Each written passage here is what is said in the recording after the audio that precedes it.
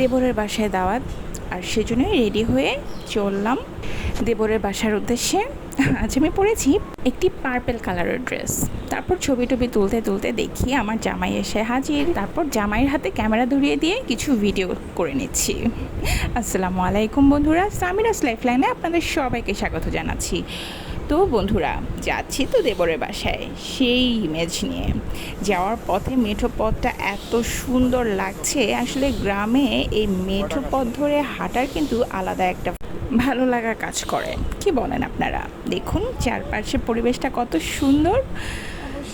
আসলে বৃষ্টির কারণে রাস্তাটা একটু ভেঙে গিয়েছে, যার কারণে আমাদের গাড়িটা রাস্তা থেকে অনেকটা দূরেই রাখা হয়েছে। আমরা হেঁটে এসেছি, এখন গাড়িতে উঠে যাচ্ছি দেবরের বাসার উদ্দেশ্যে। তুমি আজকে বলছো বাবা ওইখান থেকে কি তেল এনার্জি দেখাইতেছে। গাড়ির জানালা খুলেই প্রকৃতির এত সুন্দর স্নিগ্ধতা অনুভব করতে করতে দেবরের বাসায় পৌঁছে গিয়েছি। আসলে দেবর যেহেতু ডাক্তার, এজন্য ও সরকারি কোয়ার্টারে থাকে। আর সেই জায়গাটা যে এত সুন্দর, একদম বাংলো বাড়ির মতো, চারপাশে সবুজে ঘেরা আর অনেক বড় এরিয়া, বেশ ভালো লেগেছে আমার কাছে। এই যে এটা হচ্ছে ওর বিল্ডিং। তারপর তো বাচ্চারা আগেই চলে গিয়েছে দৌড় দিয়ে। সিঁড়ি দিয়ে উঠতেই ওর বাসাটা দোতলায়, আর এই হচ্ছে ঢুকতেই ওর ড্রয়িং রুমটা খুব সুন্দর সাজানো গোছানো। আসলে আমার দেবরের বউটা খুব গুছানো, দেখেই বোঝা যাচ্ছে। আর দেখুন জানালা দিয়ে চারপাশে প্রকৃতিটা কি সুন্দর না? আমার কাছে কিন্তু বেশ ভালো লেগেছে।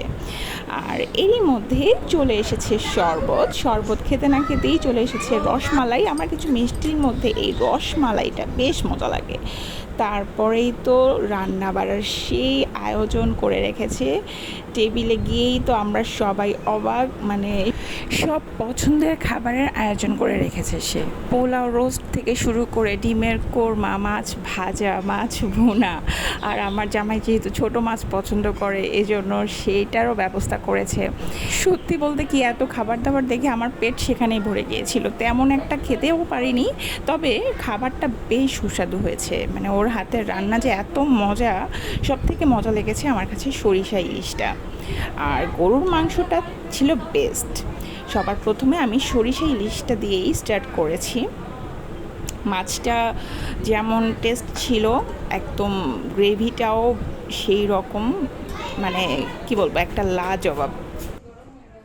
তারপর সরিষা ইলিশ খেতে না খেতেই দিয়ে দিল রোস্ট আর ডিমের কোরমা। সেটা খেতে না খেতেই আমি গরুর মাংসটা ট্রাই করেছি। সবই একটু একটু ট্রাই করেছি, তবে মাংসের যে হাড়ের পিসটা সেটা আমার খুব ভালো লাগে। খাওয়া দাওয়ার পর্ব শেষ করে এই যে গল্প করছি, আর শ্যামাই ধরিয়ে দিয়েছে। শ্যামাই খেতে না খেতেই আবার ফালুদা বানিয়েছে। ফালুদাটাও কিন্তু খুব মজা লাগে আমার কাছে। আর গরমে তো এই খাবারের কোনো জবাব নেই। অনেক রকমের আইসক্রিম দিয়েছে। না, আমাদের গল্প শেষ হয়নি। শুধু যে খাওয়া দাওয়া করেছি তা কিন্তু নয়। খাওয়া দাওয়ার পরে আমরা কোথায় গিয়েছি, কি করেছি, থাকছে পরবর্তী ভিডিওতে। ততক্ষণ পর্যন্ত সবাই ভালো থাকুন, সুস্থ থাকুন। আল্লাহ হাফেজ।